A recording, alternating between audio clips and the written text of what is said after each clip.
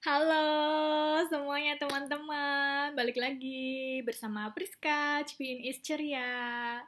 Hari ini aku senang banget, jadi aku udah kelar nih latsarnya, hari ini penutupan, dan kalian tahu nggak? Nanti deh ya aku cerita-cerita tentang latsar. Nah, hari ini aku fokus mau cerita sharing-sharing eh, tentang SKB, karena bentar lagi yang belum tahu sih kapan jadwalnya. Kan kalian mau SKB ya, SKD. Terus kalau udah lolos passing grade nyampe, terus itu langsung lanjut ke SKB. Nah, pantengin terus.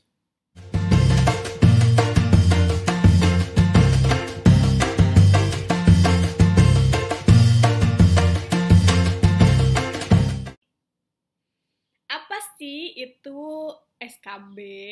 Pasti kalau yang udah pernah tes CPNS familiar lah ya, istilah-istilah tes-tes di CPNS. Ada SKD, ada SKB, terus ada CAT dan lain-lain. Setelah lulus SKD, kita lanjut ke tahap kedua, yaitu seleksi kompetensi bidang. Ingat, seleksi kompetensi bidang ya. Di sini aku mau sharing-sharing juga gimana sih apa itu SKB dan aku kemarin SKB-nya di mana. Jadi aku tuh setelah lulus SKD, lanjut SKB itu waktunya agak lumayan panjang karena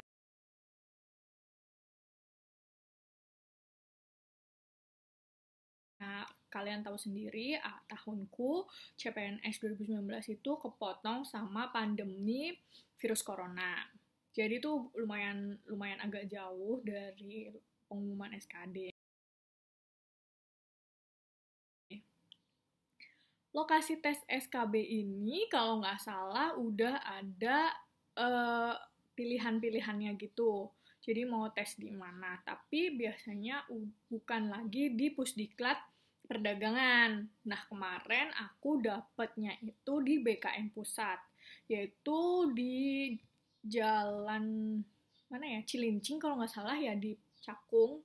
Dari situ aku dapet jam yang siang kalau nggak salah, siang, dan itu tuh pakai prokes ketat, bener-bener ketat karena pandemi awal itu masih ya udah pakai masker, terus uh, kayak tingkat keamanannya sama kayak tes SKD. Apa aja sih yang perlu dipersiapkan dari tes SKB? Jadi pikiranku sendiri itu kalau SKB pasti namanya aja seleksi kompetensi bidang. Berarti bidang ini bidang yang kalian daftar, yang kalian apply gitu ya. Jadi misalnya gini, kalian daftar di Kementerian Keuangan, terus daftar di kementerian atau di Disperindak atau pokoknya di kementerian mana gitu ya, atau di yang Pemda atau yang di instansi mana gitu. Nah, kalian kan ada formasi-formasinya kan masing-masing. Misalnya aku daftar di formasi A di Kemendak. Jadi, aku belajarnya itu hampir semua pengetahuan-pengetahuan tentang si Kementerian Perdagangan, tentang formasi-formasi yang aku apply itu apa, job desk-nya apa, terus sehari-hari kita ngapain aja, berhubungan dengan apa, lalu lingkupnya di Kemendak itu bagaimana, dan misalnya Kemendak itu ngurusin apa, dan lain sebagainya. Lanjut lagi, pokoknya ini inget ya kalian, kalau ada tes atau ketemu orang gitu banyak, sesama peserta, pokoknya cerita-cerita, ajak kenalan, cerita-cerita, sharing-sharing, pasti kalian bakalan banyak dapat hal-hal yang, oh ternyata begini, oh ternyata begitu. Nah, aku pun begitu dalam hidupku gitu ya, dimanapun kalau misalnya ada kesempatan ketemu orang banyak, event atau apapun tuh aku selalu sempatin untuk kayak ngobrol lah setidaknya. Aku tahu hal ini sulit kalau untuk yang kalian introvert, tapi seenggaknya kalian harus coba untuk sosialisasi, untuk kenalan, jadi kita juga nggak kudet-kudet amat. Karena aku pun mengakui bahwa diriku kadang suka kudet gitu loh, ketinggalan, wah ternyata ada info ini, untungnya aku tanya, ngobrol-ngobrol gitu. Nah itu tuh salah satu manfaatnya kan. Tes SKB ini kadang ada banyak salah persepsi juga bahwa misalnya nih, kalian daftar di jadi akunting, formasi akunting di Kementerian Agama. Ada nggak ya? Harusnya ada ya. Pokoknya akunting kan dibutuhin di semuanya. Atau enggak misalnya sarjana kalian sarjana akunting SE dong ya. Nah itu tuh di SKB kebanyakan yang bakalan keluar hampir 80% kali ya, 80%-an gitu tuh yang keluar adalah dari pengetahuan tentang di Kementerian Agama. Ingat.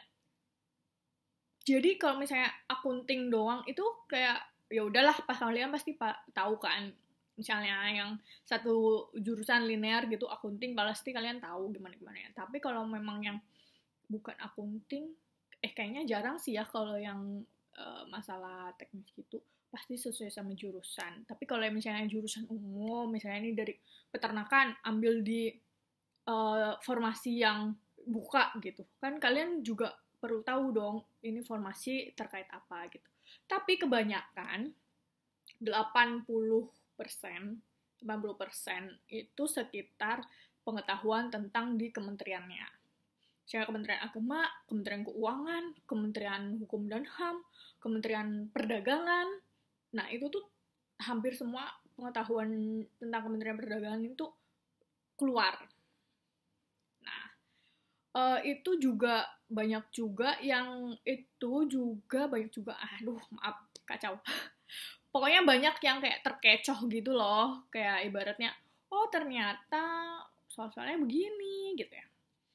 Nah, aku sendiri pribadi baru pertama kali lolos tes SKB di yang tahunku Kementerian Perdagangan ini. Jadi sebelum-sebelumnya aku ikut tes, aku udah ceritakan di YouTube aku yang sebelumnya, aku udah beberapa kali ikut tes CPNS di instansi selain Kemendak. Aku itu nggak lolos di SKD karena susah.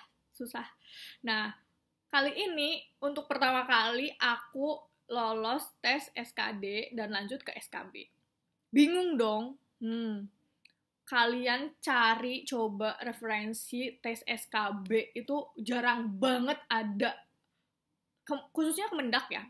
Waktu tahunku itu jarang banget ada yang kasih tahu bocoran atau ya kisi-kisi tentang SKB di Kemendak gitu. Jadi aku agak bingung gimana cara belajar apa. Jadi aku belajarnya tuh kayak misalnya Kemendak lebih banyaknya kan kayak mengurusi apa sih, perdagangan, perekonomian Indonesia, perekonomian tentang kerjasama di luar negeri juga kan. Itu salah satunya. Terus formasiku apa gitu kan. Formasiku itu susah banget dicarinya di internet gitu. Kayak ini tentang apa sih, kalau memang secara umum, secara awam gitu, ya udah istilahnya tuh aku tahu. Tapi job desk-nya yang bener-bener itu di Kementerian Perdagangan apa ini itu susah banget dicari.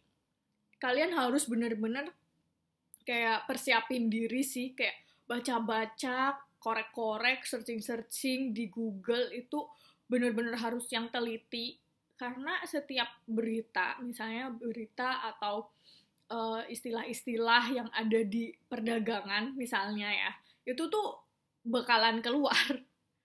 Persiapin banget. Aku tuh dapat soal yang agak kaget. Misalnya kayak hal-hal kecil. Misalnya nih, ASEAN. Oh, ASEAN. Oke, aku tahu ASEAN gitu kan. Tapi pertanyaannya apa coba? Kadang suka lupa pertanyaan-pertanyaan simple yang kadang kita suka udah lupa gitu ya.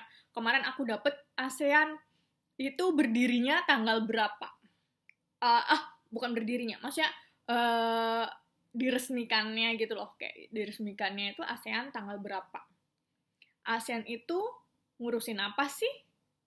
Apa hubungannya sama Kementerian Perdagangan, sama perekonomian Indonesia, sama perdagangan internasional, atau pokoknya apa terkaitnya dengan Kemendak. Nah, kalian harus benar-benar bisa perhatiin ini kayak istilah-istilah, terus cara berpikirnya gitu kan. Jangan cuma sesuai sama yang deskripsi si judulnya gitu. Terus misalnya nih, kemarin aku juga dapat lagi negara negara mana yang tidak termasuk dalam anggota ASEAN atau apa ya, soalnya lupa aku. Pokoknya intinya tuh ada pilihan negara mana yang tidak termasuk atau kecuali gitulah.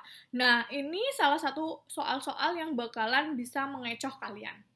Karena semua soal itu urutan kata-katanya itu susah dicerna, dimengerti kalau yang kita nggak bener-bener teliti.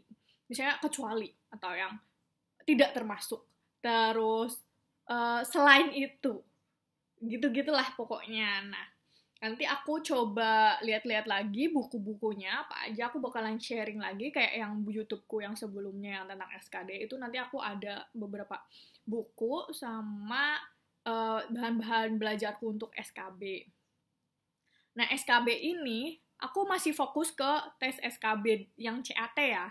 Nanti karena SKB itu sebenarnya ada beberapa apa sih tahap gitu loh, kayak sebenarnya satu rangkaian SKB, tapi ada misalnya yang pertama itu CAT, sama aja ini kan kalian tahu lah ya, pilihan ganda, ada berapa waktunya, terus habis itu lanjut ke psikotes. Psikotes ini sebenarnya masih satu rangkaian si SKB. Jadi bukan yang karena misalnya tes CAT, karena semua orang tuh kayak misalnya banyak tanyain itu SKB itu ya cuma CAT, beda bukan satu rangkaian sama si psikotes. Padahal CAT, psikotes, sama interview ini mereka satu rangkaian tes seleksi kompetensi bidang. Jadi bukan lagi kayak si tes SKD. Kalau SKD kan misalnya kalian udah selesai CAT, ada passing grade, lolos atau enggak, itu udah langsung gugur kan. Nah, kalau tes SKB itu, misalnya kalian udah tes CAT, nanti dilihat nilainya. Sama nilainya kayak yang SKD. Nah, itu dilihat berapa, misalnya udah langsung muncul tuh kan.